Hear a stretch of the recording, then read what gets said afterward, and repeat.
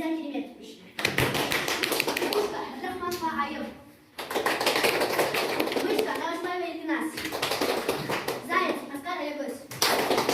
Лиса, Амандық Жүйрік. Аделова Алима. Медведь, Божандай Олтысы. Енді орыс тілмен әдебиет тақталған аясында біздің 5-ші классының өнерін көрдік. Күнделікті мен де осы мектепте бір классқа сабақ беремін, өзім сабақ беретін балаларым. Жарайсыңдар балалар, тілді білгені артықтығы жоқ. Өз тіліңді құрметтеп сүю керек, өзге тілдің бәрін үйреніп, қажетті пайдалану керек. Сондықтан орыс тілін үйреніңдер, оқыңдар. Бұның жаңағы пайдасы болмаса зияны жоқ.